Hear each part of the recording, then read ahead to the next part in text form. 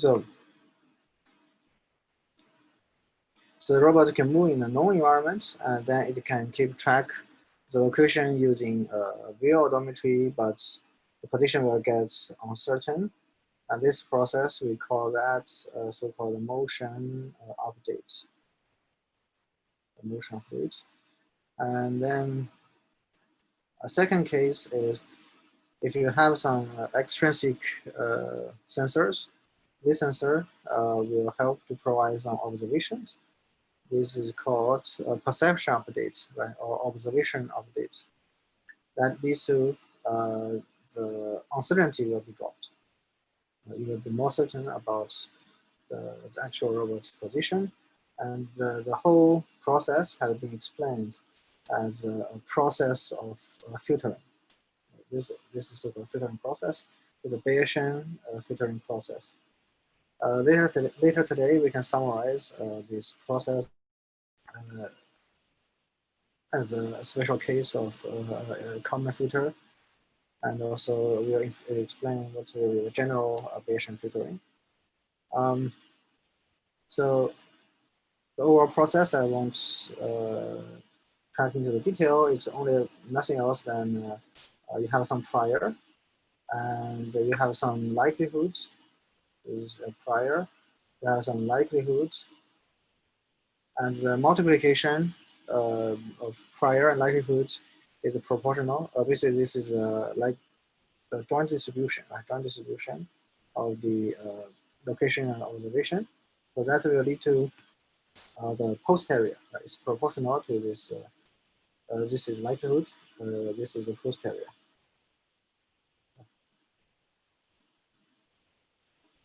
Okay.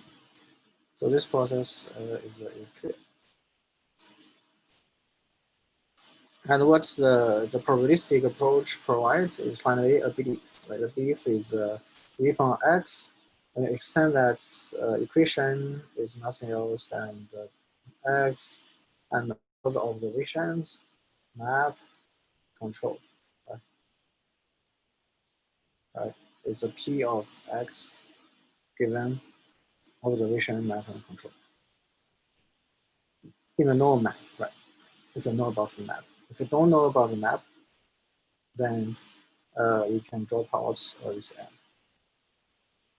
Okay, this is the first case. It is a known map, and the second case is a SLAM, right? A SLAM. We can track how the uncertainty evolve over the process of SLAM. You first see some feature. You assume that you have no uncertainty about the position. You can assume that position is 0, 0, 0. After certain time,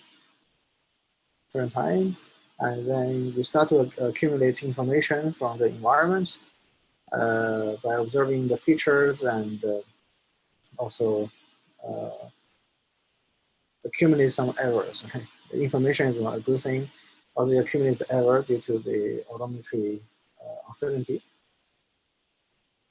And if you have some loop closure, that means you revisit some place you have seen before, and then all the uncertainty will drop. You have better understanding of the environment, a better belief of the environment. Okay, so that leads to these two kinds of updates: action updates or motion updates. Observation updates. So this is refer to the same thing. We also spend some time on why they have to be a Gaussian. For example, if you have a motion prior, this is the motion prior, and you have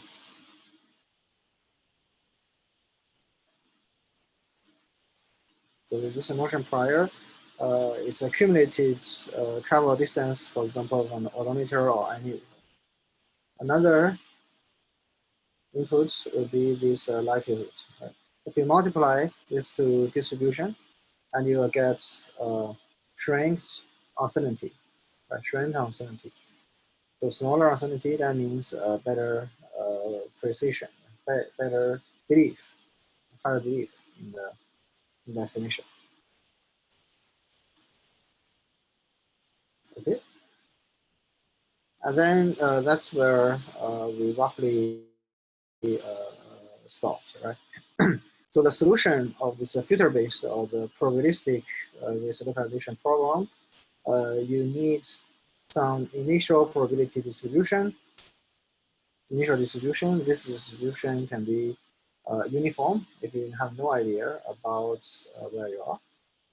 And if you even don't know about the map, then you can consider you are in a certain size, right? Certain scope of size. And then with this initial assumption, you have accurate localization. That can start with the origin, right? If you turn on the robot, just power it on, then the current location can be the XY is 0, heading is also 0.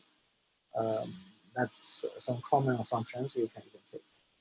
Then we have the error model of the proprioceptive sensor, like the real encoder or IMU. Anything that can estimate the ego motion. Anything estimates the ego motion, I put here. The thirdly, we need the statistical error model of the extraceptive sensor, like a LiDAR camera. Finally, they will give us likelihoods. You may need the map if it's a pure localization problem. Otherwise, it's called a SLAM, simultaneous localization map. This is clear. And the solution, as we discussed previously, basically we combine the results of total probability and the Bayes rule, right? Bayes rule. The total probability help you to marginalize joint distribution. It marginalize a joint distribution. So this equation is actually the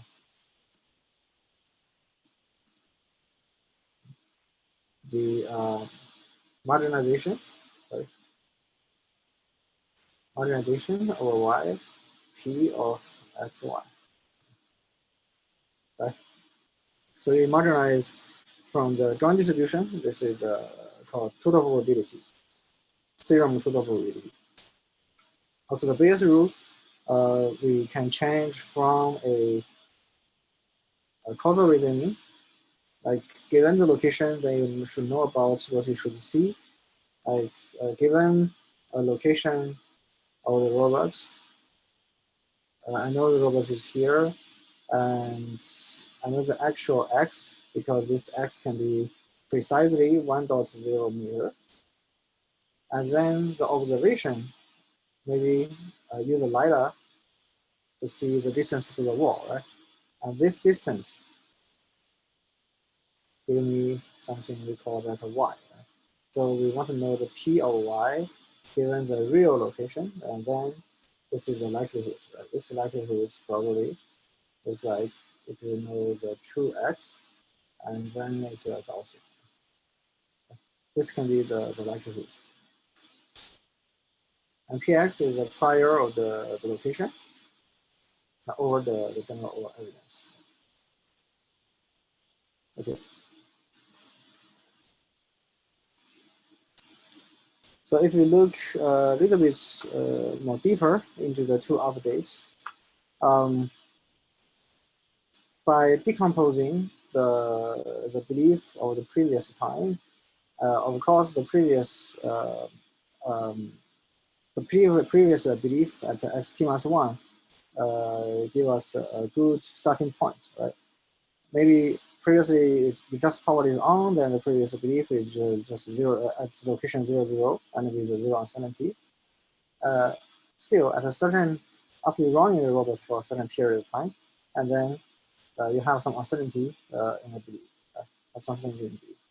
So what we would like to do is to summarize all the possibilities over the previous states of xt minus 1, of the previous state xt minus 1, to predict what will be the current belief.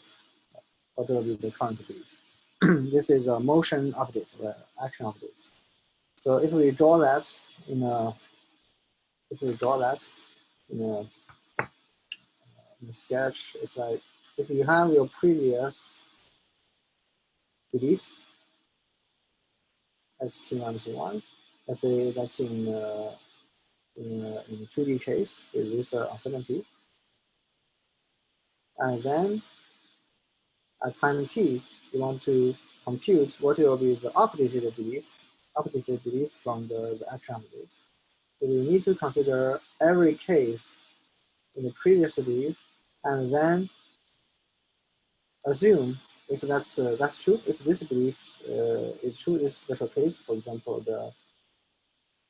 the belief point, just one sample from the previous belief.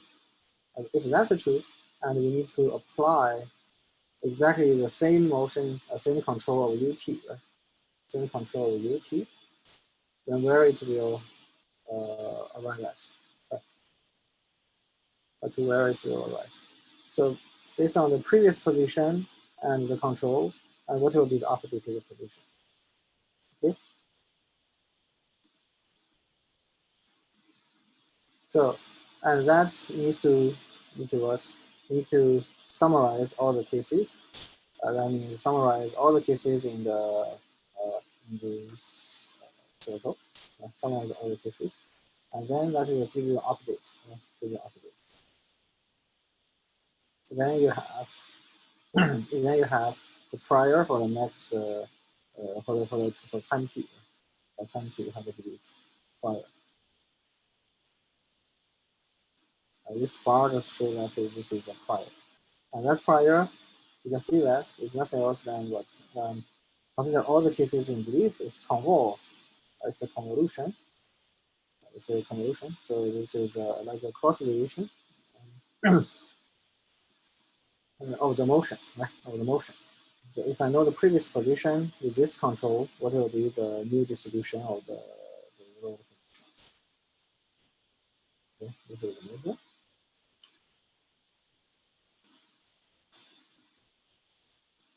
Okay. Of course, in this process, all the uncertainty will grow. Right? The uncertainty will grow. We will introduce additional cumulative error.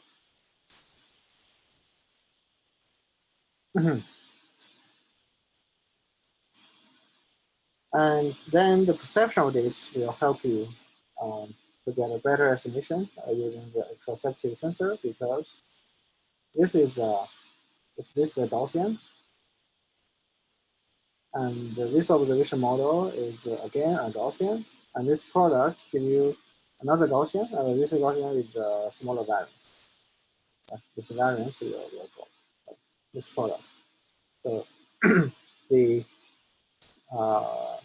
host area, the belief, will be more certain than the Gaussian prior, the prior of the motion, and also the likelihood. Good. Then we iterate with prediction update and mirror update, then you can have the localization. This is called a Bayes filter. It's called a Bayes filter. So if we summarize everything in a plots, similar to the previous case, there is more mathematical terms. Right? Initially, you don't have any idea about where you are, so you can only have a uniform distribution. And then you start to have some observation. With this observation, you have likelihoods. This is likelihoods. And these likelihoods convolve with the initial prior. You have exactly the same shape. Initial prior is uniform. So you have exactly the same shape after normalization. After normalization, you have exactly the same shape. This is a belief. This is a new belief. And then for the update, action update, it's a convolution of each of these cases. Each of these cases. Not necessarily to label all the peaks, right? It's just a joint distribution of everything. This distribution need to convolve with the motion. What is the motion?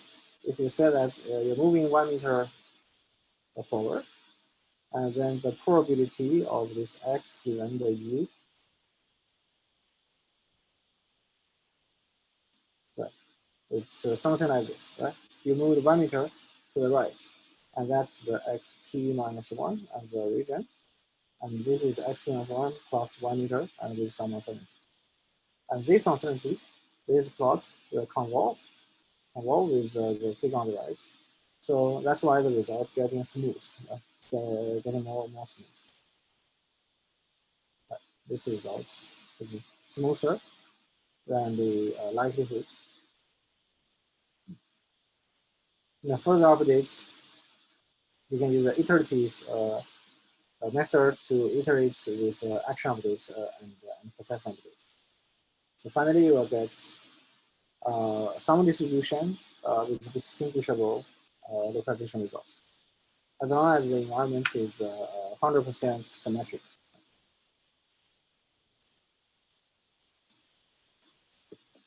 Okay. With this knowledge, we can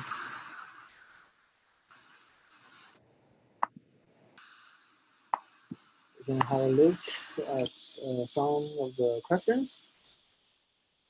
I'll help you to recall what has been taught. Right? The parameters of HMI model is what?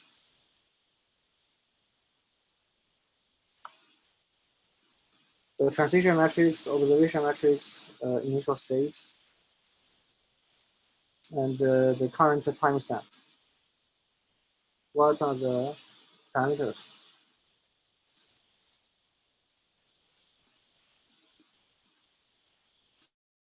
Can you tell me? ABC. ABC. Recap 2. This probabilistic model, robotic localization, will output what? A, accurate position of the robot. B, a set of positions with probabilities. B, right? So similar to the one on the left. Right? Similar to this one. Question 1, which of the following are true for SLAM? A, Gaussian is a basic assumption. This assumption for EKF is the SLAM.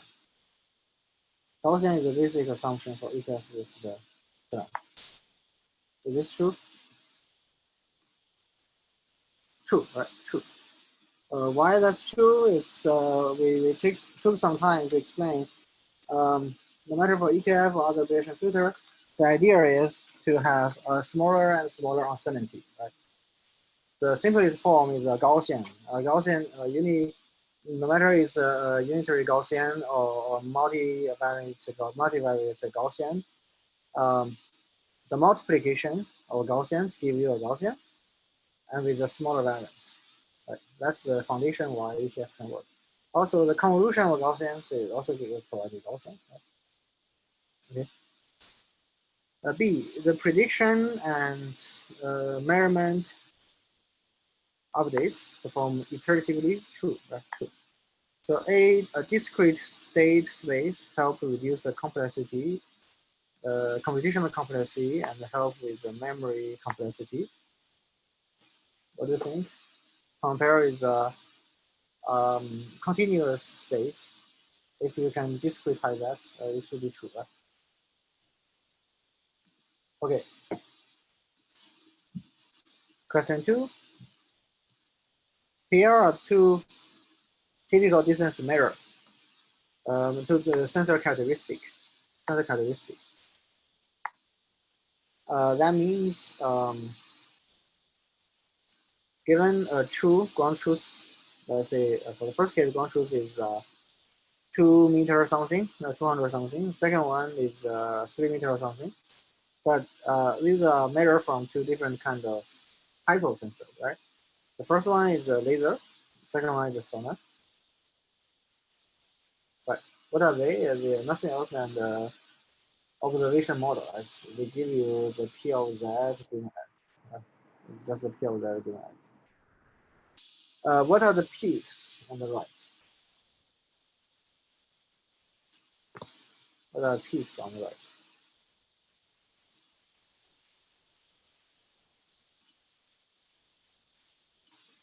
If you want to explain, you can also raise a hand or something. I can unmute you, or you can type in the chat window.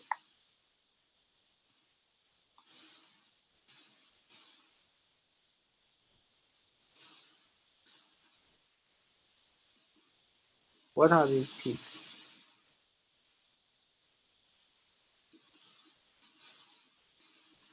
This is peaks.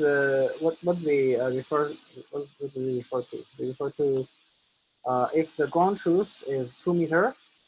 Sometimes I have probability that the laser, or called a lidar sensor, will give me some output around 5 meter or so, right? With a high probability, high probability. But we want some observation model more likely to get the first peak. So what will be the second peak?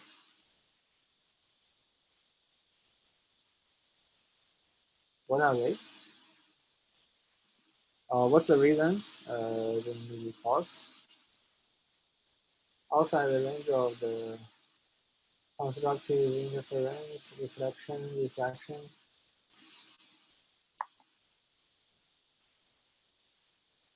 Yeah.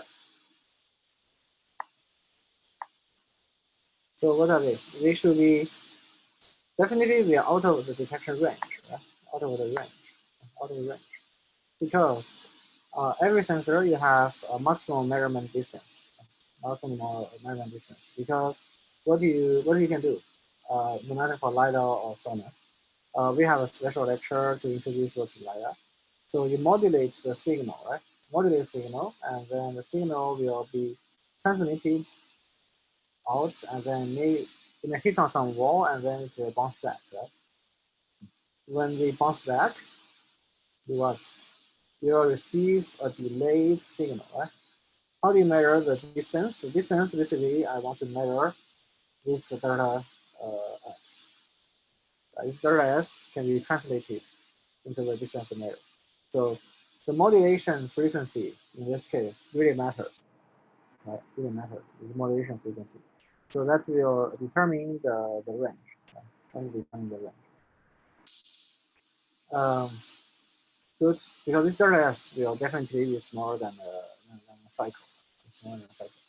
Also in the true data, the true physical signal you receive, you don't have a perfect waveform. Right? You don't have perfect waveform. Even you provide a, let me draw that in green.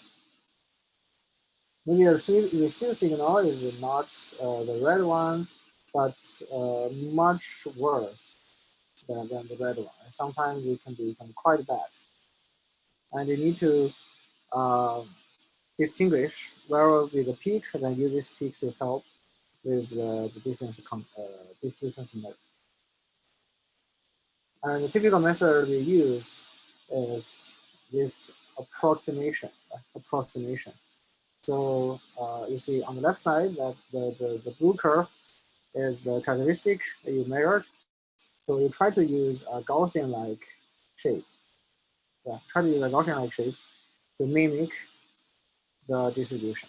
To mimic the distribution. You have certain observation with certain density, and then you accumulate the probability. So we also discussed about this kind of issue when we introduced the non-parametrical methods.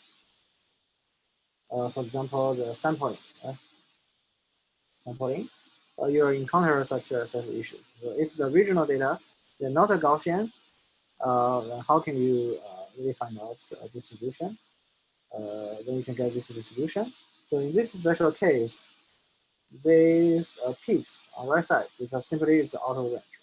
So you can in the software, or some part of the firmware, you can set in the system. Right? The maximum range probably is 4 meter or something, and then you will discard all the readings beyond this maximum range. Okay, we will discuss all the things on the right. Good. That's the second thing. And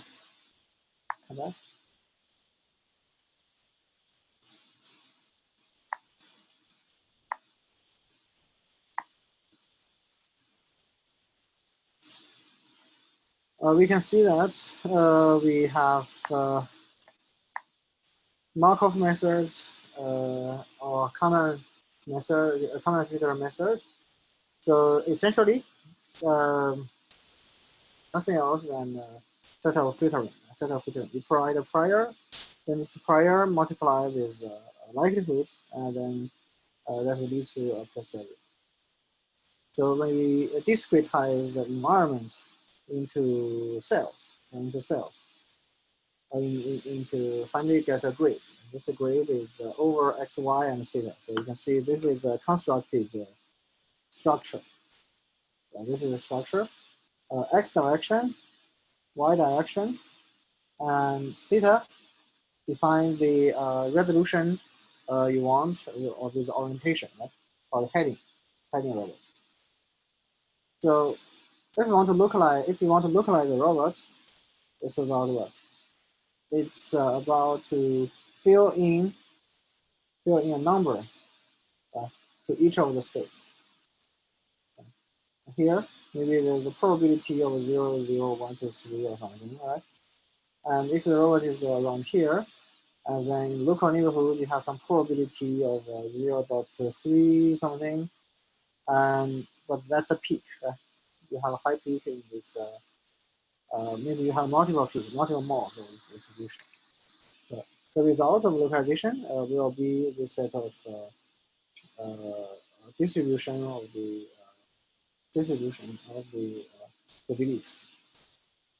So for the sake of simplicity, if we only consider robots moving in 1D, not 2 plus 1, xy plus heading, but it's only moving in 1D, and we can easily analyze this process. Right? Let's discretize a space into 10 cells.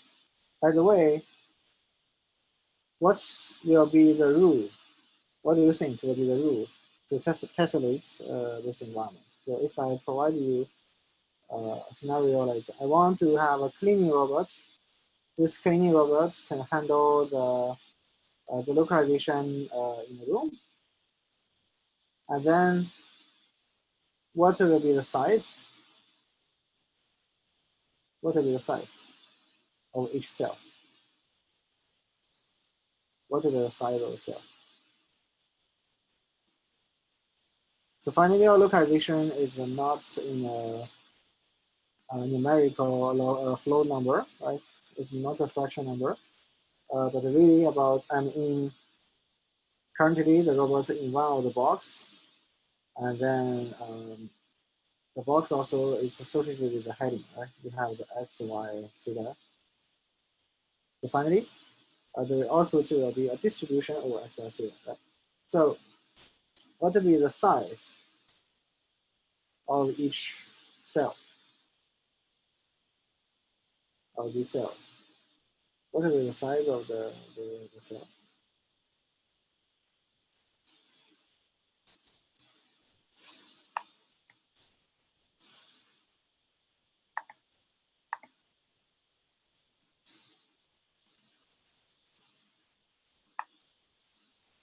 Can you help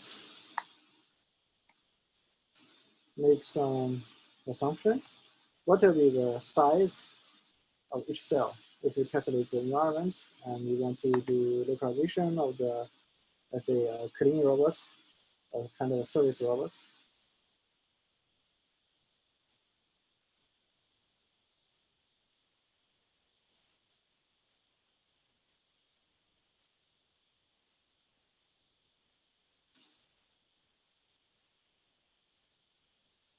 Same size as robots. That's a good idea. That's a very good idea. And actually, LG, many companies produce cleaning robots. LG or the Silver Star, some brands, right? So they use the size of the robots, right? But they expand that because the dimension of the robot is generally is rounded shape, right? Rounded shape, and you need to find the closest size of the rectangle. You can use the size of robots. Basically, this thing is dependent Depending on the application. Right? If you need for indoor localization, for service robots, generally we want some localization precision of centimeter, and then the cell definitely in the range of centimeter, right? It can be 5 centimeter or 1 centimeter, depends on what, depends on the precision, right? Depends on the precision you want to achieve. Also, it's up to the observation precision. Right? So some LiDAR can go down to centimeter precision. Some can even have millimeter precision. But the radar usually they're not precise, right? Even you segment environments completely into small cells, it may not work. Right? So the cell size is application dependent. Typically, you can use either 0.5 or 5 up to 5 centimeter. This is one way for service robots.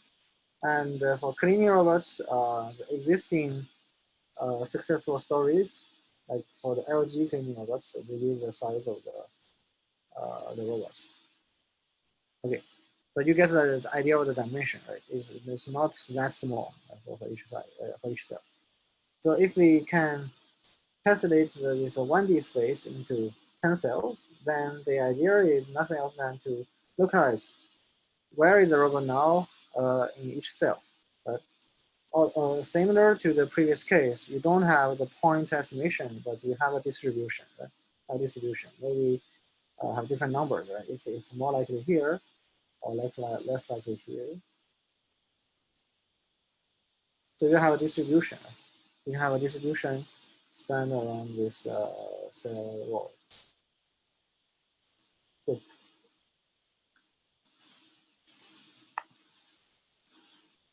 Okay. If this is a robot initial belief, you know probably it's between 0 to 3, or in 4 cases, and if it's uniform, the sum will be 1. We can assume the robot move forward with the following statistical model. So given x0 with some control, the robot will have updated position of x1. So in this case, it's like moving around 2.5 meters to the front, right? To the right. Okay.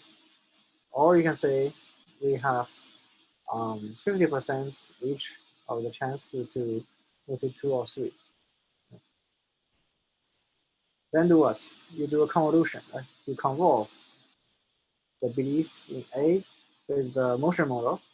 What is convolution? Convolution is take this structure and do what? And do the pointwise products from left to right, right? So I'm shifting this drawing, the second plot for the B around left and right to the A, and for every instance, I compute the dot product, and then we compute the sum. So it's a convolution process.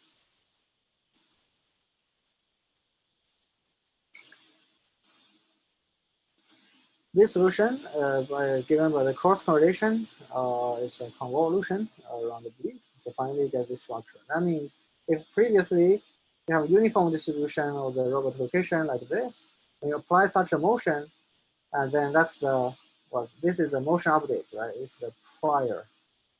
This is the prior before you have any observation. Okay, that's how it's computed, right? You can see that it's a marginalization over all the cases x0, right? If x0 previously at 0 or 1 or 2 or 3, right? Now all these possibilities. All these possibilities, um, marginalization means we compute the sum of all these possibilities, looking at the previous case.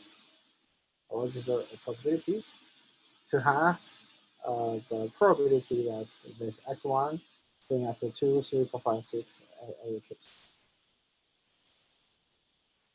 Okay.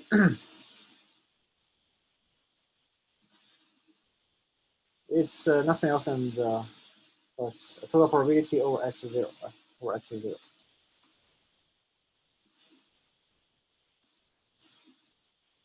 Then for the perception updates, let's say we have observation, based on the observation from a LiDAR, based on the observation from the sonar, that's the real location I think it should be, right? The LiDAR or the radar sensor, I think it should be. Previously, as a prior, it's which one? Starting to 2 up to 6, right? From 2 up to 6.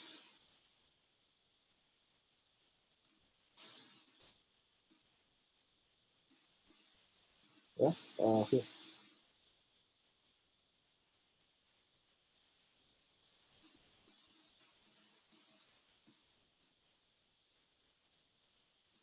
The red one is a prior, right? We need what? We need to find a convolution between the prior, the red one, and this gray box. Right? And this gray box. So what will be the final belief? What will be the final belief?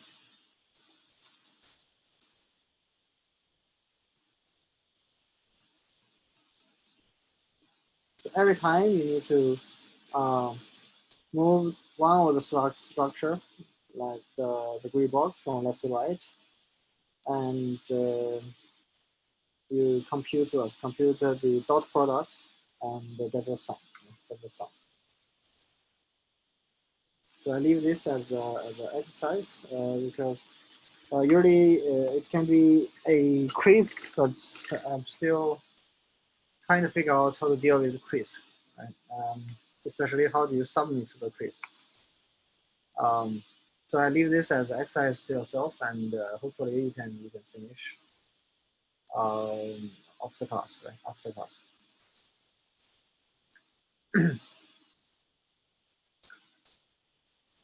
Okay, for microfluidization, you can see that classical method done in the museum by Wolfram Burgard and Sebastian Tung. Here, they use the grayscale to show the actually not the grayscale. It's the density of the black points to show the belief, to show the belief. You see, this looks like a picture, but actually this is a map. Right? It's a map of a museum. This is a map of a museum. Looks like it's a continuous, but actually it's already decomposed into small cells. Right? This cell with a size of 1 centimeter. Size of 1 centimeter. So they're quite dense, right? Considering the scope of a typical museum. So this one looks like the prior. And the thing on the right, basically, that's your observation model. That's your observation model. Based on that, probably you want to find out what can be likely. And during the motion of the robots, so it moved from the previous case to this case, you can see all the green dots here are the observation from LiDAR. Observation from LiDARs. And also the belief has been enhanced, right? Previously don't know where you are, and now you see the black points, they start to be more and more concentrated. Right? And finally, you can localize. Okay, and you can track the motion. Right?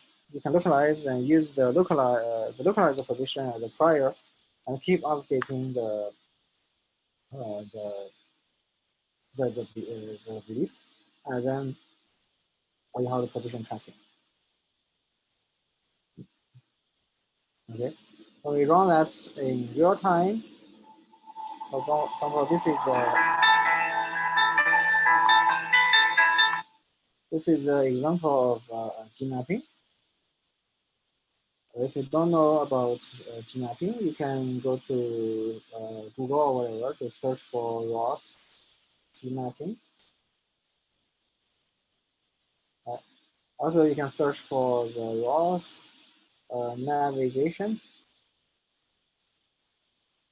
stack. Okay. It's a ROS navigation stack.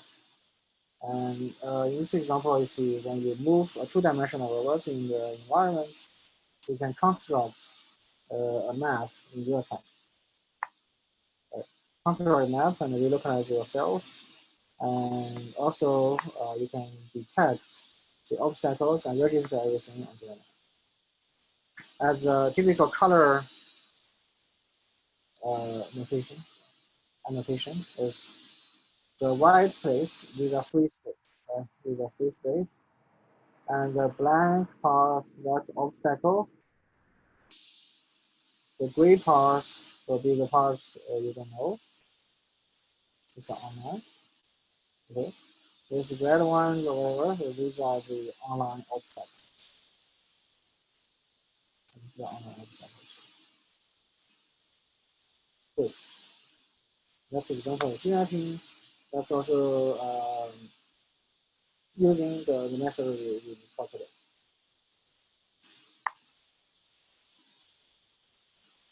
For a larger scale, that's another example of gene mapping. So when the robot is moving, you see here, that's the current sensor measurement. It's a LiDAR measurement.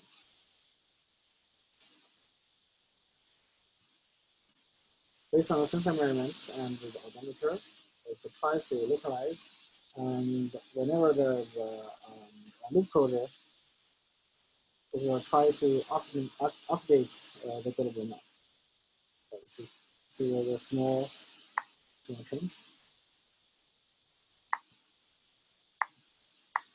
here, right? See,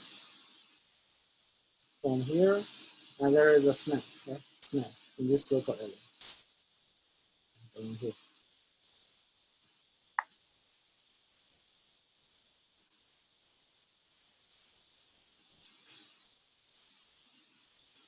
Okay.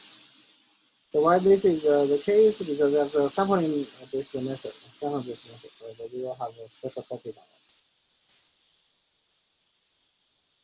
on it. There are certain drawbacks of this Markov localization. Firstly, is the memory cost, right? The memory cost. And also, you need to choose this cell size more carefully. And during each prediction and measurement, all the cells are updated. So computationally, it can be very expensive. That's you can really compute the number of cells to be updated for every cycle. For every cycle.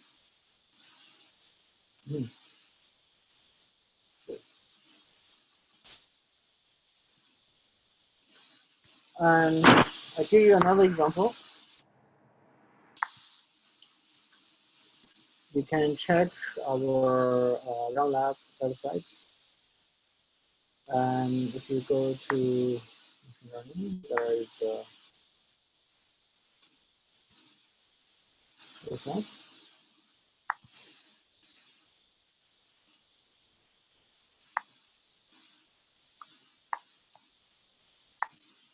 In this video, I gave you a complete example how recent to progress in electronics has allowed the construction of a form of new opportunities. It is open new opportunities, in particular in the educational context. If you want, you can also open the paper.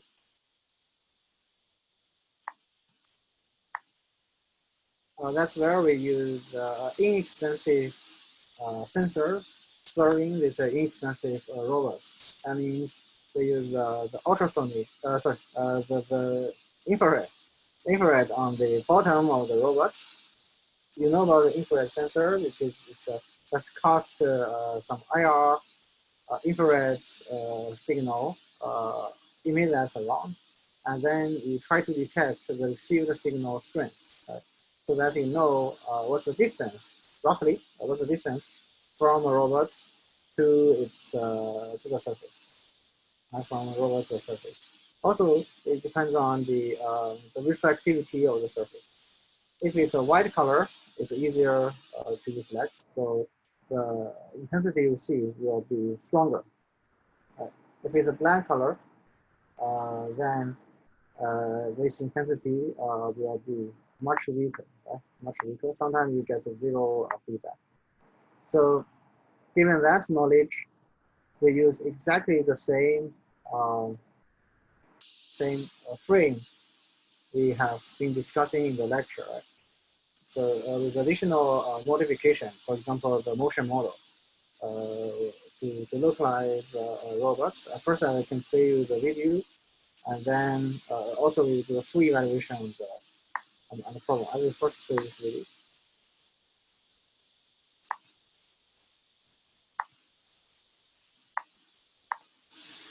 Recent progress in electronics has allowed the construction of affordable mobile robots.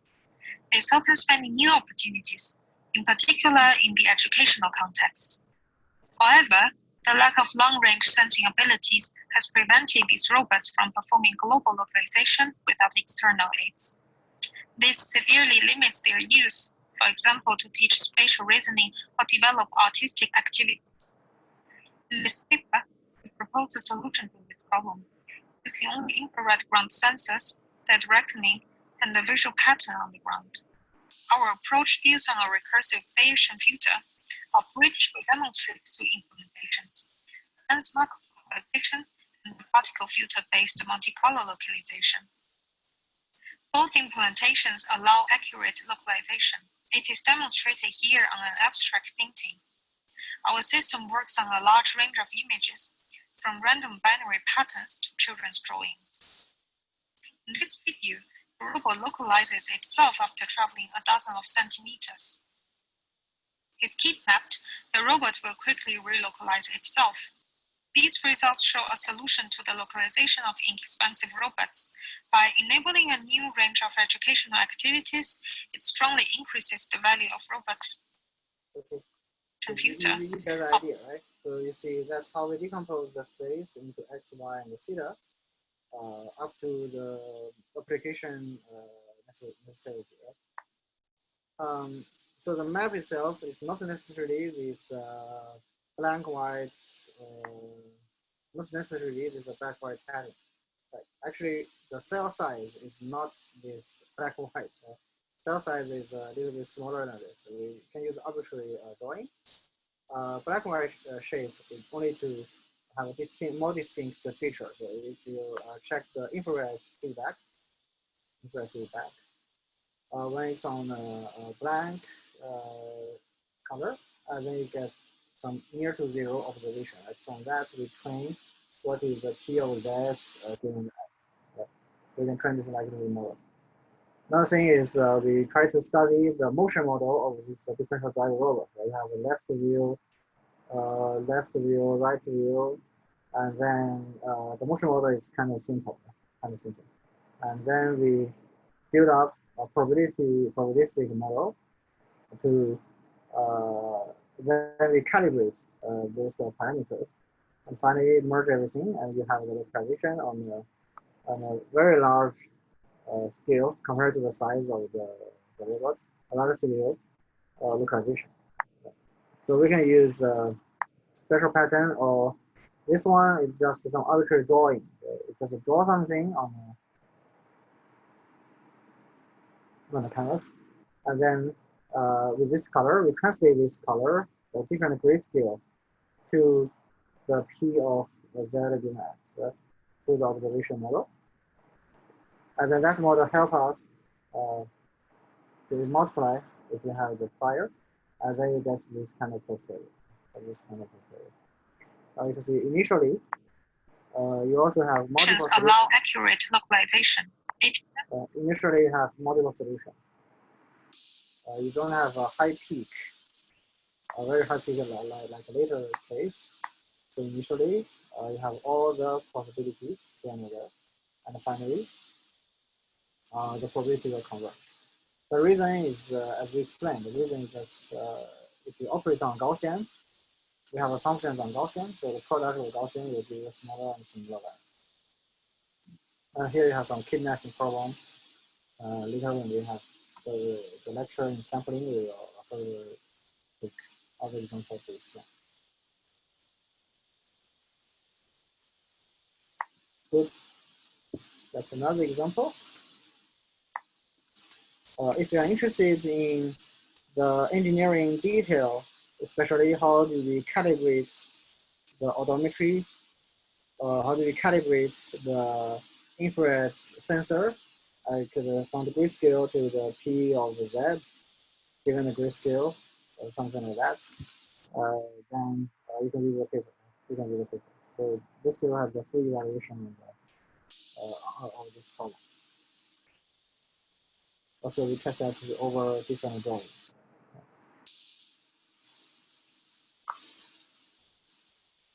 Okay.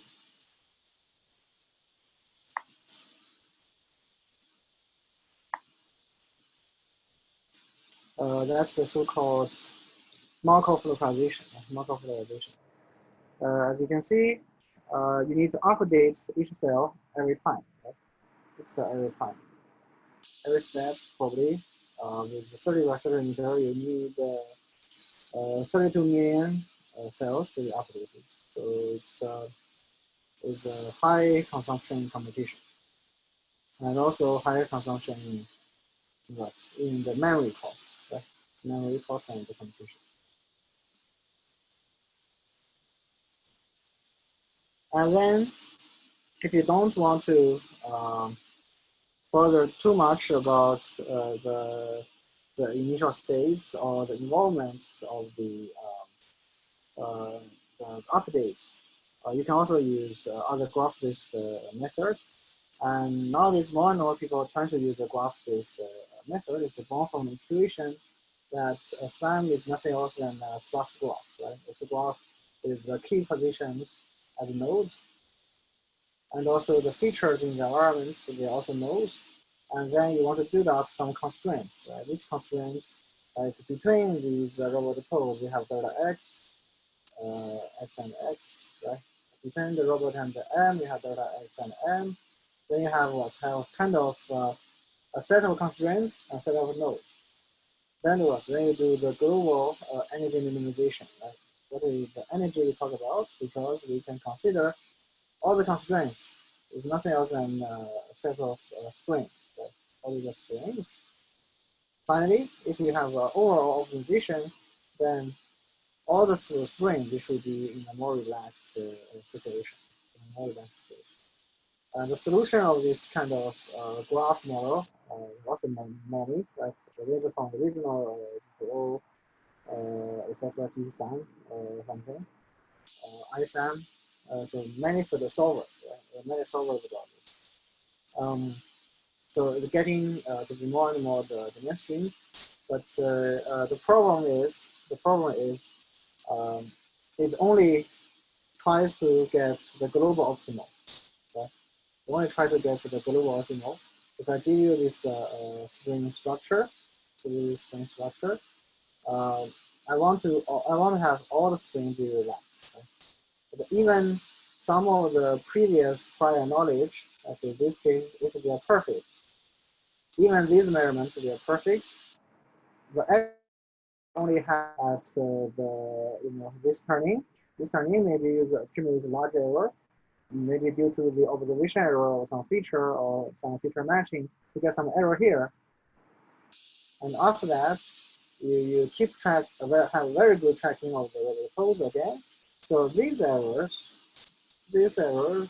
large error, will be redistributed everywhere, right? Because you want to have a global optimization, right?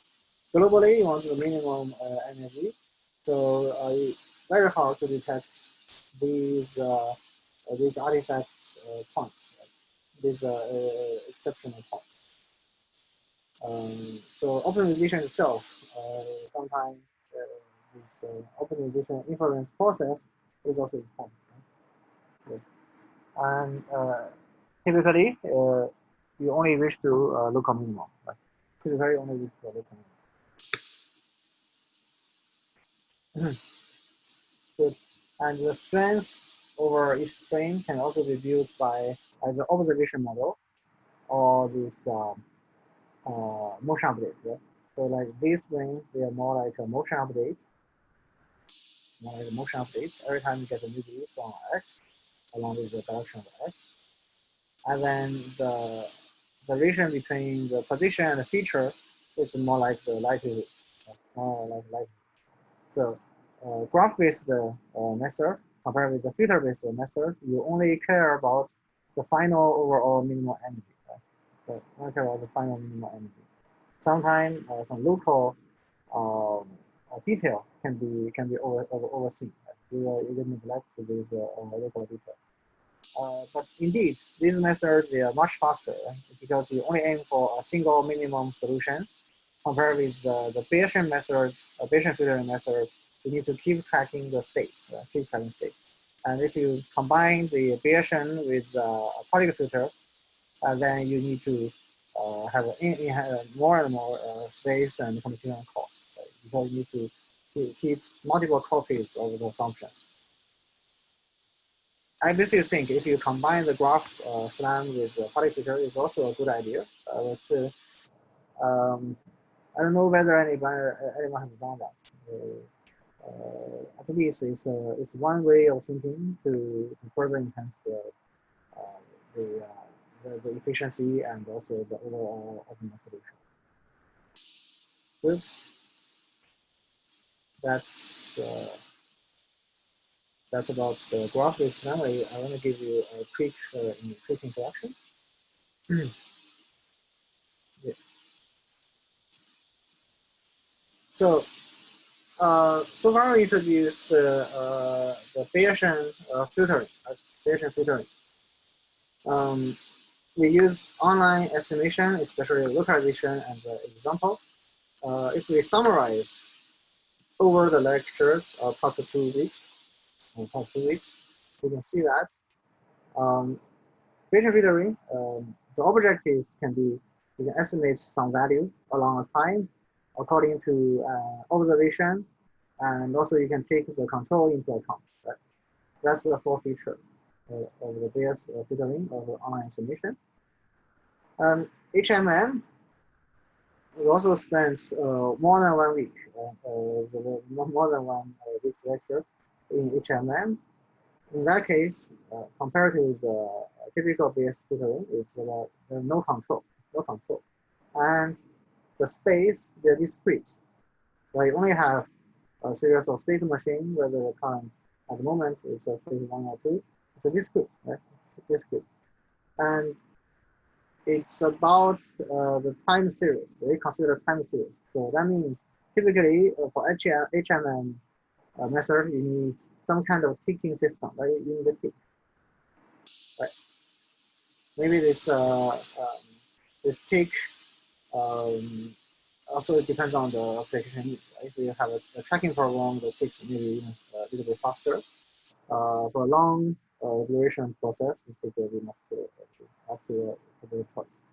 So that means the Bayes filtering is kind of more general, right? It's more general. HMM is just a special case of this Bayes filtering. It's dealing with time series, discrete states.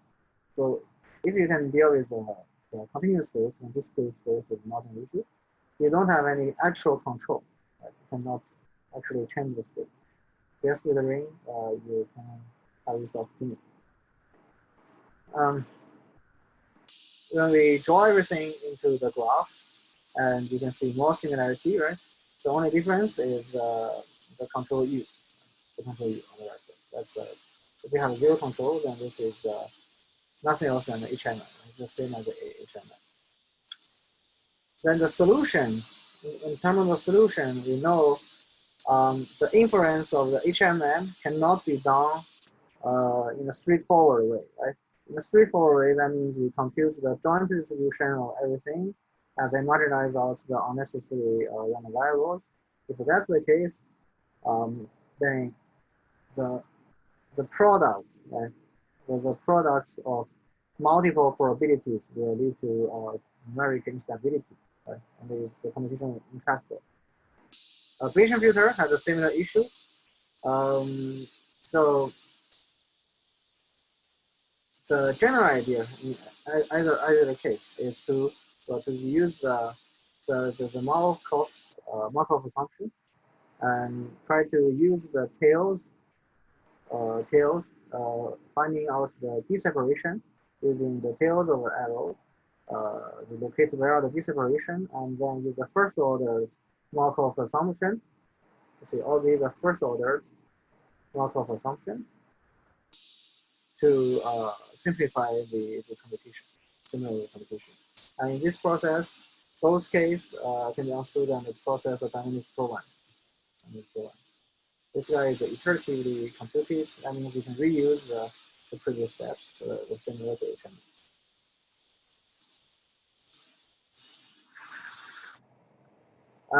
Let's have a quick rest and come back at 7:10. Okay. Thank you.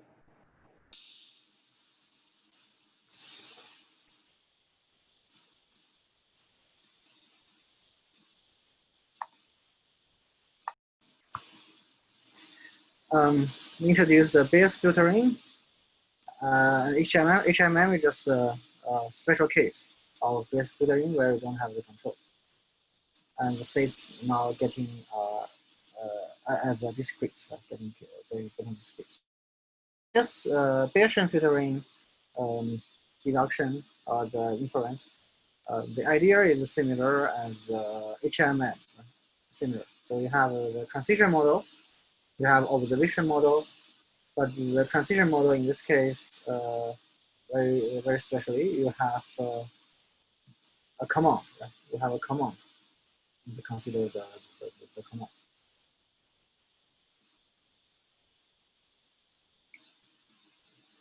So it's more general than HMM and can work with the continuous space. And we want to use the integral over previous state space for the prior generation. So the generate is a prior XT. Okay. The problem is again the complexity of integration. Right? We need to make assumptions to find a closed form expression. Make assumptions, find a closed form expression. Or we can do approximate. Approximate later in our class, we will have other introductions such as the kernel method or the regression, sampling, etc. Right? Especially sampling method will help you. Actually, I will introduce sampling method to help you deal with the approximation of this post carrier or this post carrier. So where does this complexity of integration come from? It's coming from here, and also the whole process is iterative. This process is iterative. That's one part of the complexity, and then there is a marginalization over the previous states. Right? The previous states, basically that's the state space of your X. Right? That space can be complex. Just remember that if you even want to localize in 2D, you need to have X, Y, and theta, 3 dimensions. There are many cells inside, right? Many cells inside. So that marginalization is also complex, and this iteration is also complex, right?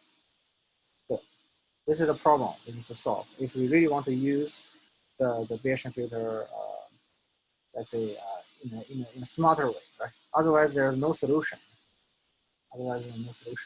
So we need to have assumptions, right? We need to make assumptions to get a closed form expression, right? Get a closed form expression. That means what? In last week, we mentioned for the SLAM problem, you start the robots at a given location, and while the robot's moving, it accumulates errors and information. And if you want to summarize all the information together a long time, that's too complex to track, right? It's intractable. That's why we need to have certain assumptions easier for us to handle the complex process. The goal of this solution is to solve this posterior. Right? This is a belief. Right? We need to solve this belief. Good. Then what are the assumptions? Most of you probably know about the Kalman filter. of a common filter. Let me see your vote. Can you click on yes and no to show if you are very confident about common filter? Can you click on yes? Otherwise, please click on no. I need more feedback. Now there are only 5, 7, 8.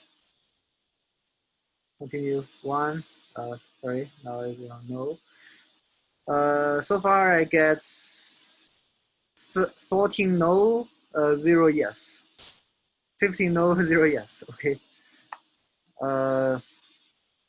Good. Okay, you can clear all. You can clear. Okay. 16 or okay, good. Thank you. Overall, I have 18 nodes. So let's keep on with the original plan, right? So why do we need to talk about the common filter? Because think of this lecture from the first day of the lecture. We said that joint distribution is very nice, right? Why it's nice? You can use the total probability or Bayes algorithm to solve all kind of information you want to know, right? Even some hidden information, you can dig it out if you know about the joint distribution.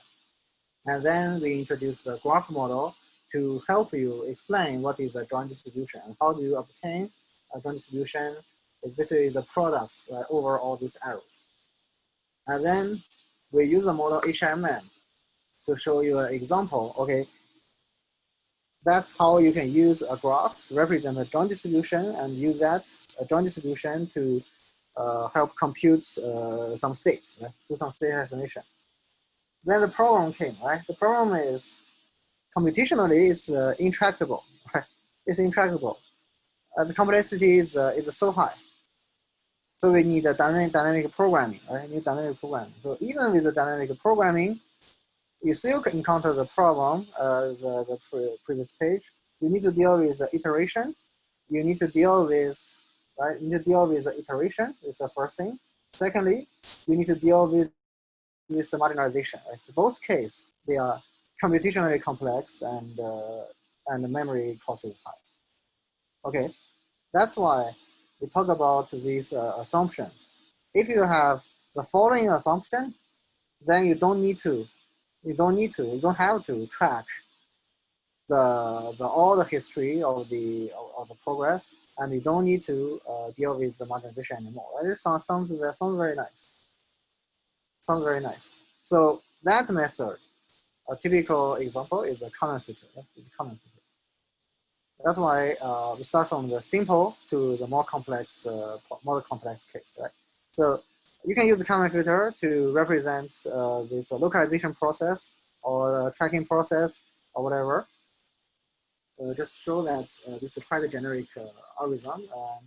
The paper of a common filter was published in 1960, by Rudolf Kalman.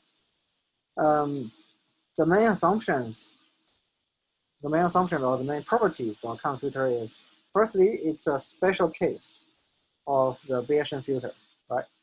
Remember what is a Bayesian filter? You have a prior times the marginalization over the x minus 1, and then you have the belief of t minus 1, right? I want to guess the belief of t. So this is a Bayes filter. This complexity is too high, I don't like it, right? Secondly, you have a linear and Gaussian assumptions. Linear and Gaussian assumptions. You know Gaussian assumptions, right? Last week we introduced if you have a Gaussian assumption, then the product of Gaussian is a Gaussian, the convolution of Gaussian is a Gaussian. So Gaussian is good, right? We like Gaussian. Secondly, it's a linear. Linear means what? Linear is a concept conversely, it's a nonlinear, right? Linear means you can operate, you can find operations with a matrix operation. Right? You can use a matrix and vectors to describe the overall process, right? So linear, that means computationally it's easier to track. Right? It's computationally trackable. And the Gaussian assumptions is a bunch of good features, especially the product of Gaussian give you a smaller variance Gaussian. Right? So that's the two important assumptions. And thirdly, you have a closed form expression. Closed form expression. This is the key, right? This is the key. What is a closed form? That means you can compute what is y given this fx, right? To provide this x, I can find the y. I don't need to use any iteration or this optimization, etc., to solve this y. Everything is in a closed form. Right? That's some nice features, right? Some nice features, linear, Gaussian, and the closed form. Okay, the usage is many variants: signal processing, attitude estimation, pose estimation, mapping, computer vision, even rockets. You can use a common filter. Common filter, general, maybe in your previous knowledge, if you know a little bit about the computer, along time, you must have a present, right? You have present, and you have the future, you have the past, right, on time. So what the common filter can solve? Common filter can solve all the problems in theory with these assumptions. All the program across from the past to the future, right? From the past to the future. So for the future, common filter can deal with a prediction, right? With a prediction problem of the states, state prediction. And for the current was that? We call it filtering, right? Filtering. And for the past is state estimation, or we call that smoothing, right? I can deal with smoothing, filtering, prediction. So basically, that means common filter can solve all problems. That seems it can solve all problems as long as the problem can be formalized as a common filter. Okay, that's why this is important. And many courses try to explain common filter from their own perspective. Also, we care about the common filter a lot, especially in mobile robot problem. Okay, this is the general introduction. So you can consider common filter is a summary. This guy, common filter, is a summary of what you have learned so far. Right? You have a graph, you have the deductions of the joint distribution, dynamic programming, everything. It's summary. Common filter summarizes everything. And Rudolf Cartman received a very important medal back in 2009. Why we need to show this picture? Because Rudolf Cartman is my alumni. He was a professor at the EKH in the 1970s. Actually, sadly, he died in 2016. So that's one of our alumni. And then what are the assumptions, right? These assumptions are the key to what? Key to get those good properties, right? So like yeah, closed form solution, non-iterative solution, etc. These are assumptions. Firstly, the states and the observations, they should be vectors of real numbers. Right? You cannot deal with complex number, and they need to be a vectors. And all distributions are Gaussian. What do you mean by all distributions? Right? If you have states, if you have observation, if you have the transition from xt minus 1 to xt, all these should be what? Gaussian. All of them should be Gaussian. Probably now you can have the idea why, right? So if it's a Gaussian, the product of Gaussian is Gaussian, convolution of Gaussian is Gaussian. So it keep everything in a more nice and compact way, right? And thirdly, it's a linear dynamic model, linear observation model, and the Markov assumption. That's a basic requirement from the base filter. We have the Markov assumption. So if we summarize assumptions, what do you have, right? What is important? Firstly, Gaussian, right? This should be Gaussian. Secondly, this should be linear. And thirdly is a Markov, right? That's the three essential assumptions of a common filter. Okay, the linear. What is linear? Linear means I can use a times x represent y, something like this, right? We can have the state transitions, right, from between x, y, and also we can solve everything in a more like a polynomial form. Right? That's linear. It's linear. Three assumptions: Gaussian, linear, and Markov. In other words, so if we extend the model of a common filter, you can have these assumptions have a one-to-one matching, right? Firstly, Gaussian. Gaussian. Secondly, linear. This is linear. Also, plus this one is also linear, right? The observation model. This is the observation model, OBS. These are the dynamic model. Both are linear, right? So Gaussian, linear, and Markov, right? And Markov.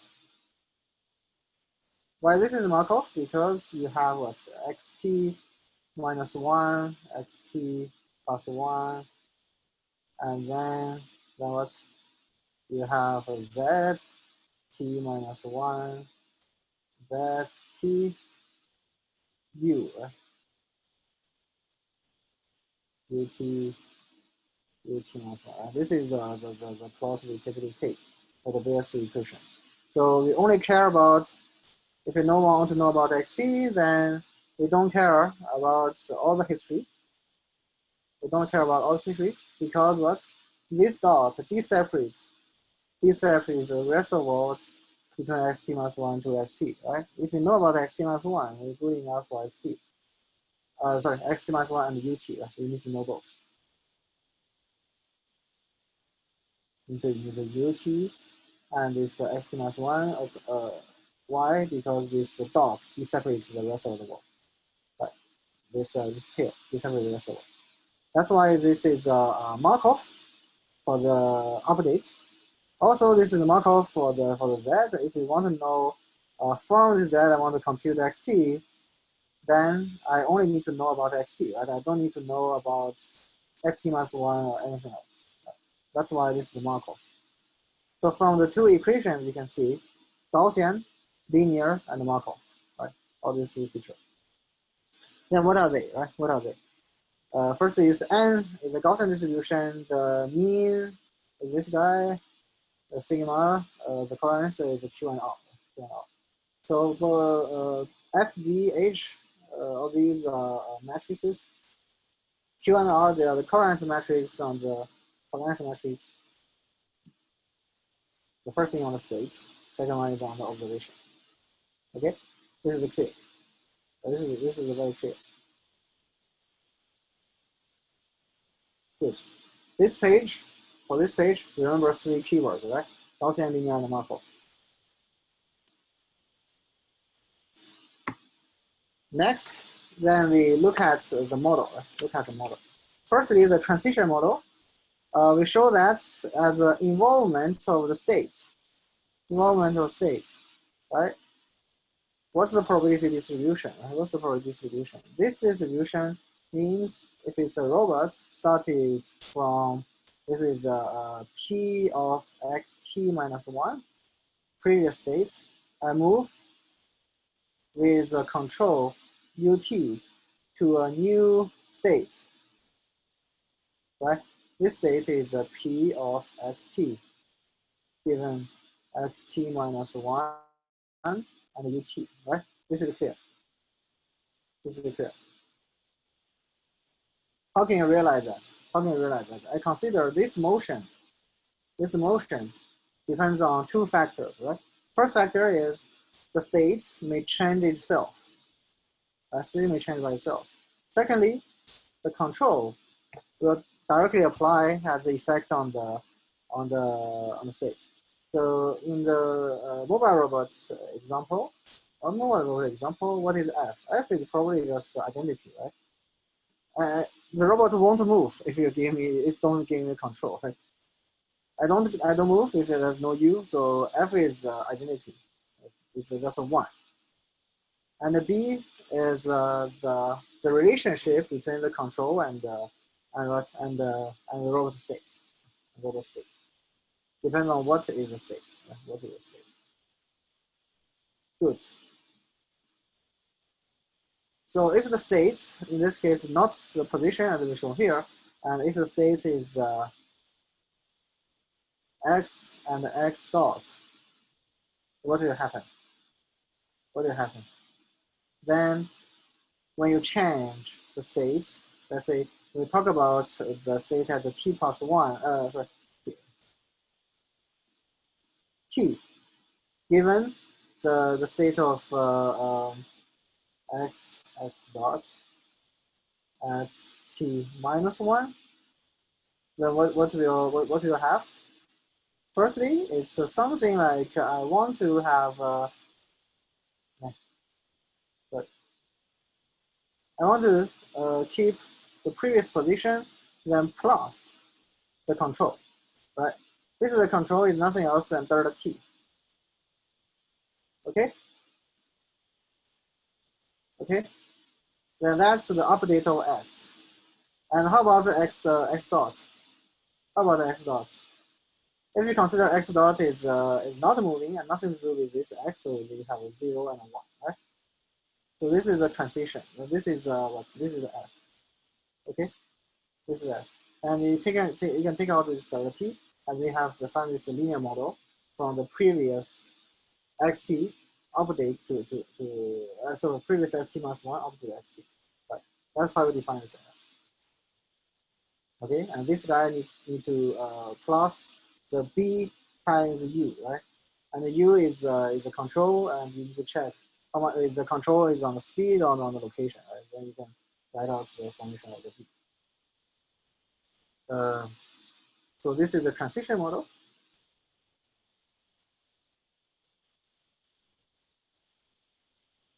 Another thing is, as we say here,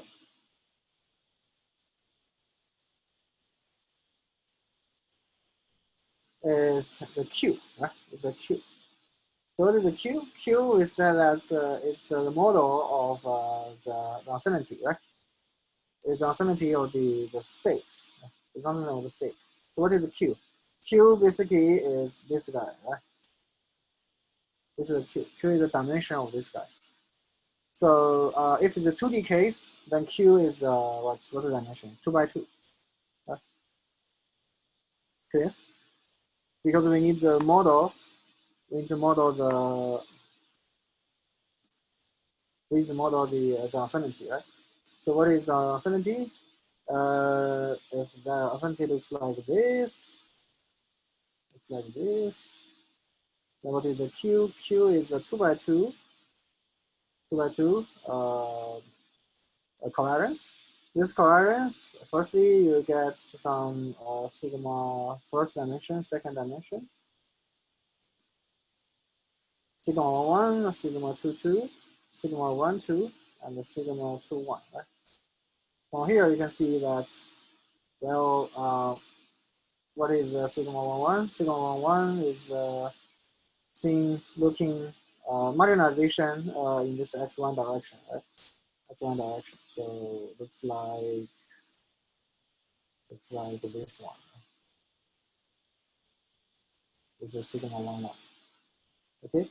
What is sigma 2, 2? 2, 2 means we look at from the side, right? This dimension probably is a sigma 2, 2. Okay. This is sigma 2, 2. This is sigma 1, 1. Right? Then what is the sigma 1, 2 or sigma 2, 1? Firstly, they equal, right? Sigma 1, 2 equal to sigma 2, 1. And both of them are what's positive in this case, right? In this case, because you have a greater x1, indicate that you have a greater x2, right? That means they're positive. So that's what you can infer from the Q, right? From the Q. From the Q. So if you define the space, this robot's location space as x and y, then this Q basically is a two-dimensional Connors matrix, like the one we show on the left. That part is a Q. That part is a Q. Any questions? There's no questions, right? No questions? Okay. So here we explain what is linear, right? What is linear? That's why it's linear. And what is Q? Q is uncertainty, and that's a Markov, right? And it's a Gaussian. Okay. And it's a Gaussian. In a more classical way, or maybe in your other courses, this part is typically shown as this equation. Right? There's nothing wrong, right? Nothing wrong.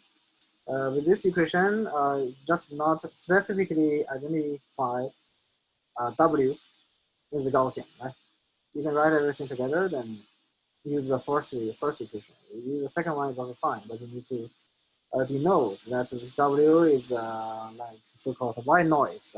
In many signal processing lecture, you turn to say, okay, this is the white noise along time, then it doesn't affect the state estimation or something, but in a mobile robots context, it's not direct. Right? It's uncertainty. This is uncertainty of the robot code.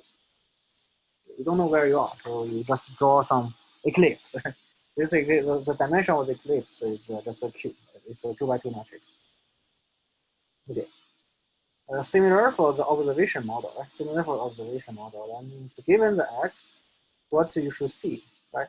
If the robot is here, the robot is here, and let's say say we have some features, stars of the features, so we should have observation. Right? Our observation starting from this position, with any of them, right? Maybe the robot is here. We have other observations. So given the xt, given this random variable value, small xt, given this value, what do I observe? What do I observe? That observation is also a Gaussian, right? It's a Gaussian. Why is it a Gaussian? Because my observation may have some error, right? Maybe wrong, right? Maybe wrong. This dimension is called, this one is called R. Right? So just the given name is R. R is what? In 2D case, R is again a 2x2 matrix. Right? 2x2 matrix. The 3D is the 3x3. The first case is the same, right? If we want to localize in 3D and with orientation, then with the speed, then probably you have x, y, z, royal, pitch, and the velocities, right?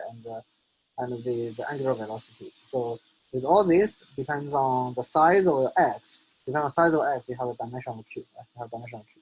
So here I just give the simplest example. Okay, in the 2D case, then the dimension is 2x2. VT is observation error. It's observation error. That means what does it imply? It implies that if you observe this this stuff, observe this feature many times, finally you take the average, and then you should have no error. That's why model is as a Gaussian. It's a Gaussian. Zero error, zero mean with dimension of R. R is the 2x2. Okay. You can see that both models are linear and Gaussian. Okay. Questions? No question? Questions? Okay. Okay. No questions. Then for the inference, right? Inference. We mentioned that you have so many good properties, right? How will they be true? How could it be true? Previously, we need this belief. This belief is the post area that's proportional to this part, right? We had this discussion in the second week, so you can check the previous video report. And what? What we found? What we found? All these are Gaussian, right? This likelihood is a Gaussian. I just copy from the previous page. It's a Gaussian. This one is also a Gaussian. Okay. And that's what? It's the convolve with what? That's a iterative. That's the iterative case of the previous time, right? That means what? You always have a Gaussian, right? Inside is a convolution of Gaussian. These guys, they are the products of Gaussian. What's the result? What's the result? The result will be Gaussian, right? Product of Gaussian will be Gaussian. Convolution of multiple Gaussian will be Gaussian. Anyway, you combine everything together, it's a Gaussian, right? Ultimately, to the end of the day, it's a Gaussian. This guy is a Gaussian. What is a Gaussian? Gaussian distribution, right? Distribution. In 1D, it looks like that. In 2D, we draw some circles. Right? 3D, it's you know the shape. So both cases are Gaussian. So consequence is if the prior is a Gaussian, and then the posterior also is a Gaussian. Right? The mean and the covariance, they are sufficient to describe the solution. Right? The mean and the covariance, they are sufficient to describe the solution. Right? If nothing else, then I just draw some circles, right? Where will be the center mu and what's the shape of sigma? Sigma in this case is 2 by 2, mu is 2 by 1, right? No matter how fancy is your computation, if you follow our previous definition, all these are Gaussian, then the result is Gaussian, right? If it's 2D, it looks like this. That's very good, right? That's very good. So this sufficiency is a key of a common filter, right? If you don't have that, that means you cannot start where you want, and then you deal with the complexity of computation. So the closed form expression is achievable for the mean and the covariance. Why that? Because it's nothing else than the convolution of the set of mu's and deal with this covariance, right? Convolution over convolution and product over a product. I can give you some quick explanation. Let me clear the quick explanation.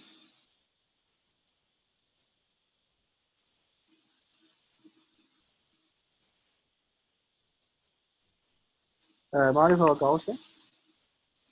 So in this example, you can see that the product of two univariate Gaussian give you a Gaussian. Last time we also showed that the variance is smaller than but here is a complete proof, right? What is the accurate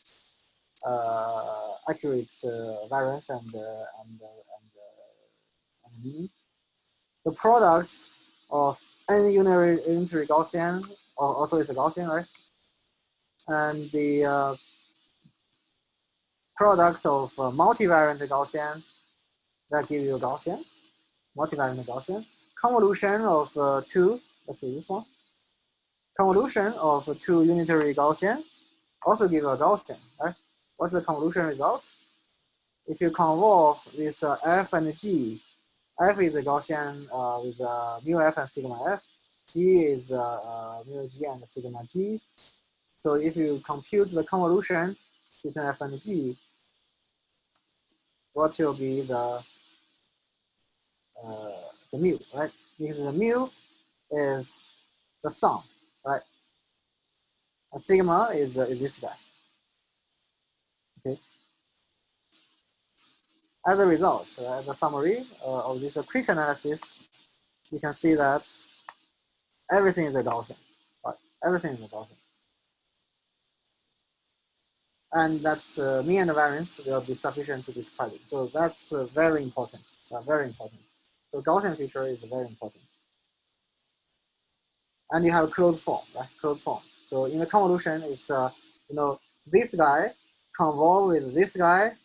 Then what will be the mu? It's just this one plus the the Gaussian distribution and take this mu, right? Take this mu plus this mu. That's the updated mu for this convolution. And this product, you can follow our previous example. The product is what?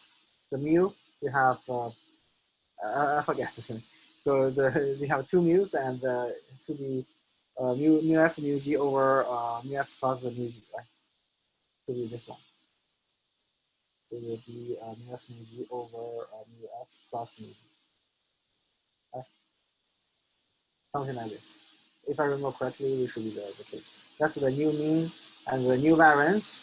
It's in a more complex form, but anyway, this is a closed form, right? This is a closed form. You can solve it in a forward, straightforward. Okay. And what is the inference? Right? You see, in the previous notation, you don't have so many components. Right? What are the components? Components are, firstly, you have xt hat given t, yeah? X subscript t to t. Right? That means this is the mean of this distribution. What is this distribution? Look at carefully. This is the belief of time t, right? That's your final result you want to compute, right? This is a belief, the mean and covariance. The second part is what I want to get the involvement of the belief to xt, right? What's the involvement of the belief? So you use the previous case to predict what will happen at time t, right? You can see that more clearly on the graph, right? If you draw the graph of this network, you can see the relation. Right? This is the involvement of the belief. And also you have the mean and the variance, and then come again, right? Come again. We will leave these questions later. Leave this question later. Um, so that's all you need, right? That's all you need.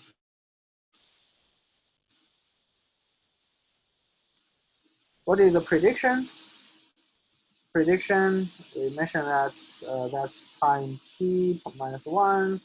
With the ut, you now move to a new position.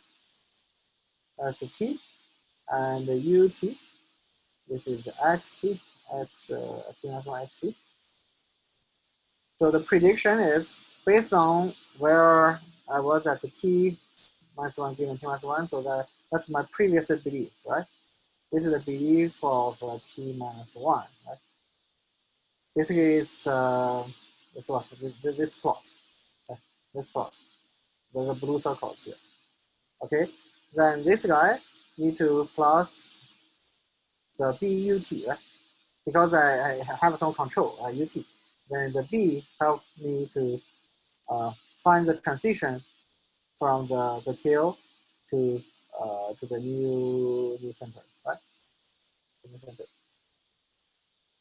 Okay, that's the prediction.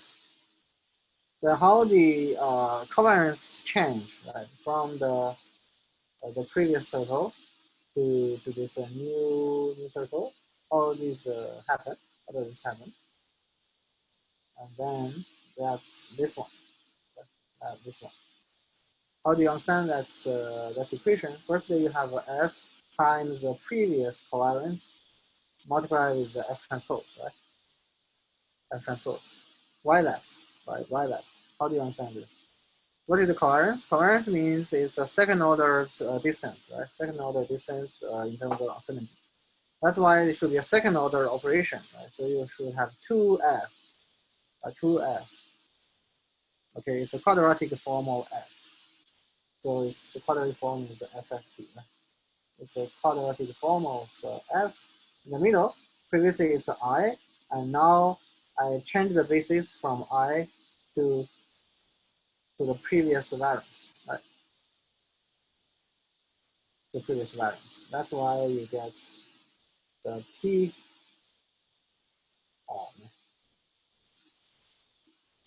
Yeah, this one.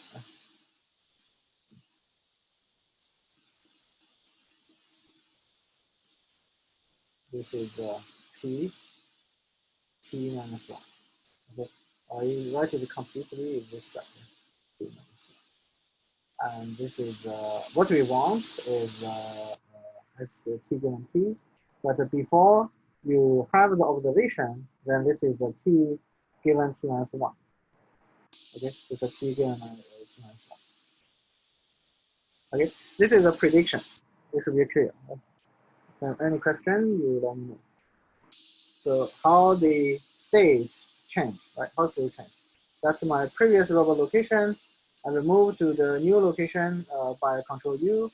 That's how the control take effect. That's how the uncertainty take effect. Okay. Then for the updates, right? Updates is what you have some observation, right? Let's say you have some features you can see, and you have some uncertainty to observe this feature. Observe this feature. That's a Z. Observe this feature. Okay, we can call that ZT. Firstly, you want to see, before I have any observation, maybe I predict the robot should be here. Right? The robot should be here before the observation. So this red point is xt given t minus 1. Based on what we had at t minus 1, we predict what will happen at xt. Right? It should be here. Then that value multiplied with h. What is h? This is an observation model, right? H times x tells you about the z, right? Tell you about the z. So what's the detail?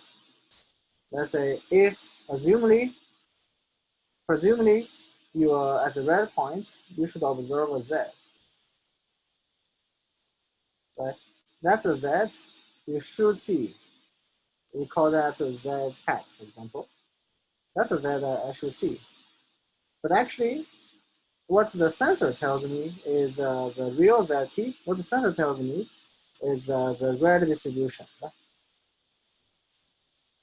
That's the red distribution here. There will be a difference. Right? There will be a difference. This difference, we call that y tilt or t. Right? Here, call that y tilt. Okay, skip these two. Then you check the number 4 equation. How do you use this y tilt t? You multiply that with k, and you directly add it to x to update the previous xt given t minus 1 to xt given t. That means what? This strong stroke of yt tilt, I use that, right? Use that to multiply with a k. Multiply with a k matrix so that I can correct this difference, right? These two red strokes, they're related, right? Right? We will change the color easier. Use the yellow one. You see, yellow is the difference from your prediction and the actual position. How do you get that? How do you get this difference? This difference is nothing else than the k times yt, right? It's just k times yt. What is yt? Yt is the heavy stroke. Right? It's the giant stroke. This one. This is yt. I use this guy multiplied with a k to get the corrections in yellow. Right? I get this correction. This correction helped me to find the update of the state. Okay, that's all about common filter, right? Because we can simply skip these three equations. I don't need to give you further explanation. Right? You can see from the format, from the units, there are certain explanations. And those explanations doesn't matter. Right? It's just mathematically, they should be self-contained. So the key equations is what? Firstly, how do you update the x, right? From the prediction, how do you update this x? This is one of the key equation. This one is the key. Second one is how do you deal with the observation error, the heavy stroke, right? The strong stroke. And then how do you use this observation error to update the state, right? These three equations are the key. Other things are just about the covariance matrix, right? About the covariance matrix. It's not saying that the covariance is not important, right? The covariance is non-trivial, right? quite important because that shows the uncertainty of your measurements, uncertainty of measurement. But we care about the true value or the mean of the Gaussian more than the covariance. Okay, so that's a quick explanation of the counter filter. Do you have questions?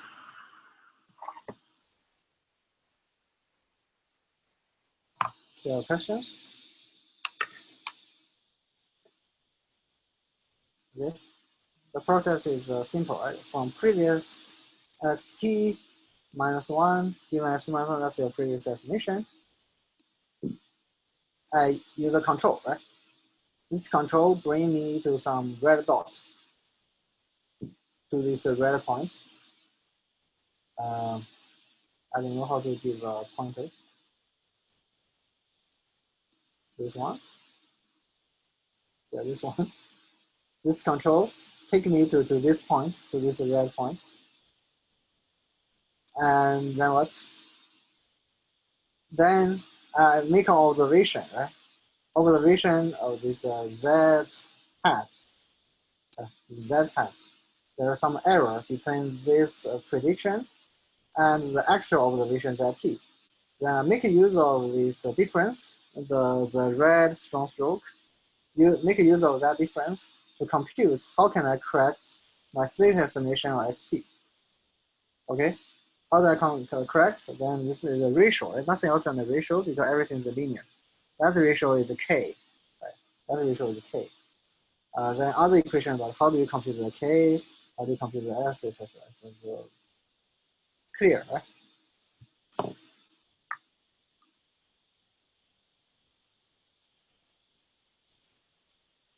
Okay.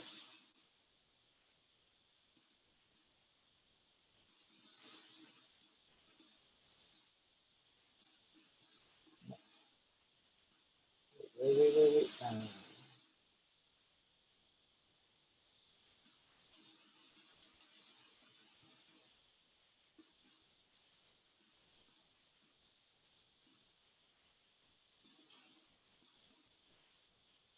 Good. Then this picture is, let's say, a minimum requirement. Right? At least if you want to understand the common filter, this is a minimum requirement. You should be able to explain what are these equations, especially the three key equations. And the process is very easy if you understand that as a robot move around and observe some features. Okay, and then I will turn the page.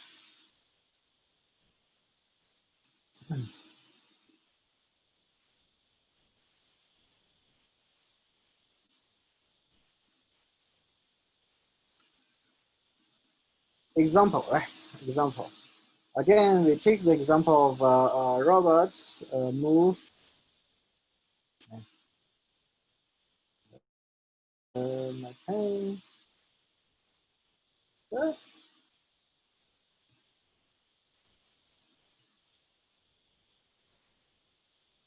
Only I cannot draw on this.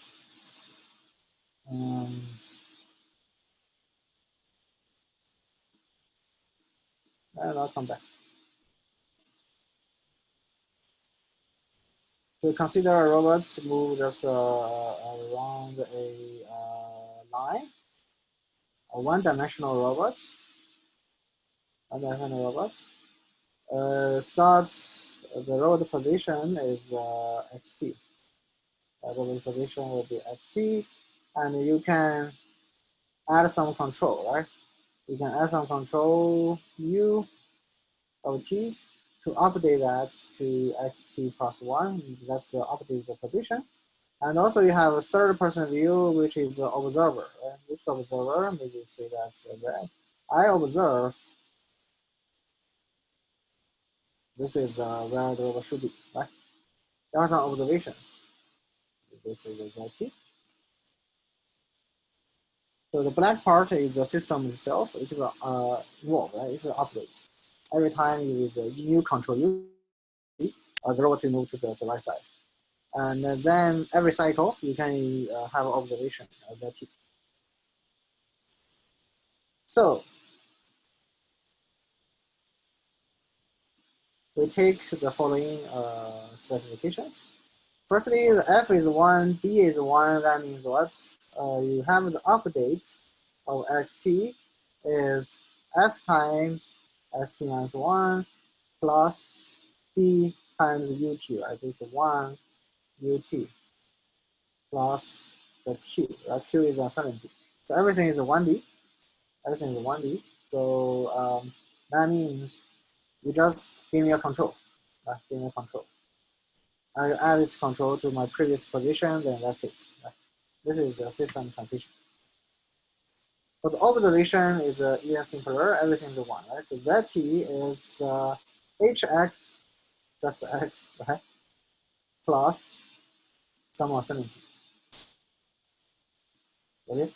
That means my observer, I try to see where is the robots, real position of robots, just take that value, right? I don't want to do any scaling or shifting of the observation. So the sensor should tell me where it is with some uncertainty on. Okay? This is the simplest model. So our sensor update is just add the control. And the observation model is just take the actual position. Clear? Clear? Okay. With this specification, we can do some computation, right? Do the computation of the common filter. So if you start at 0,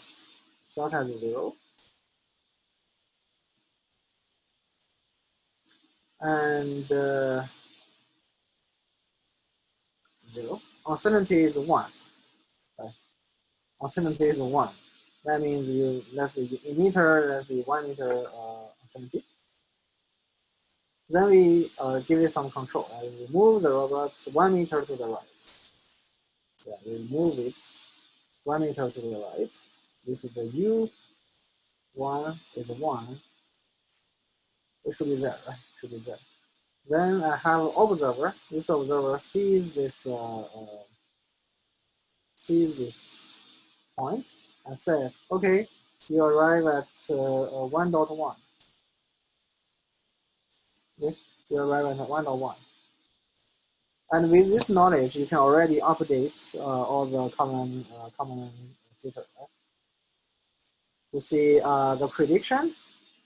Previously it's 0, now I plus 1, so it should be 1, right? And the update of the covariance following the FPFT plus Q, right? This uncertainty will grow, right? Uncertainty grow. So what's that? This is motion update or action update, depends on how you say that. It's a motion update. What will motion update results in? It will results in the uncertainty will increase, right? That's the result of motion update.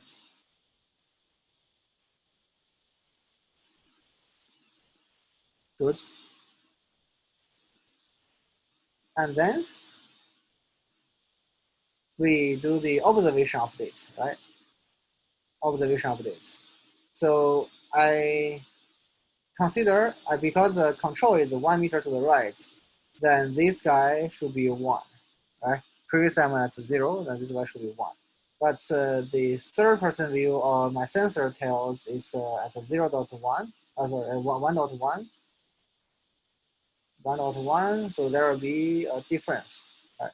I will use this difference, multiply with the k, to correct my estimation in x. Then updates my covariance of the x. Okay, that's one cycle.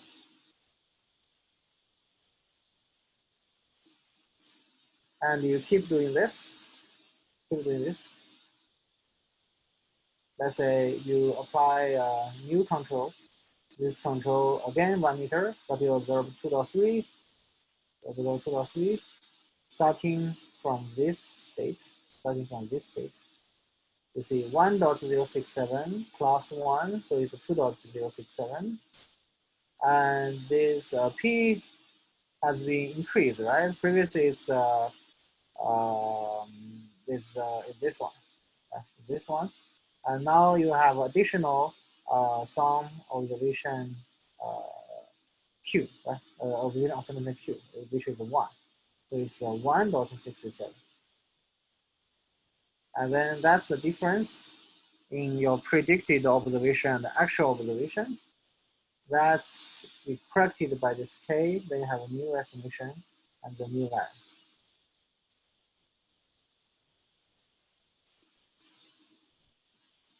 Good.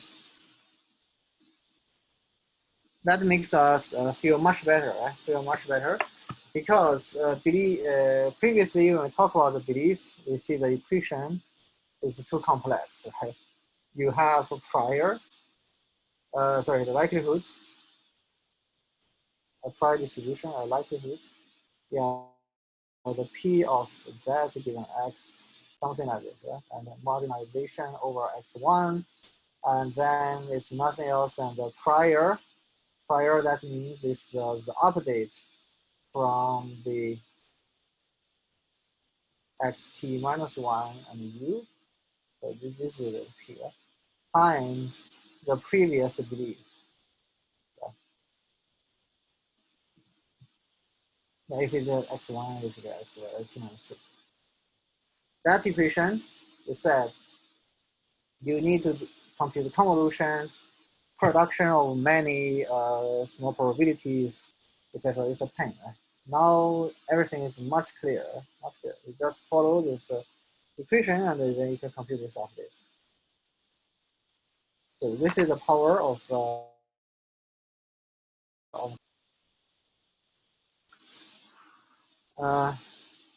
okay, let's take a rest. Quick break to 8:15 or 16, right? 8:16. Good. Okay, see you later.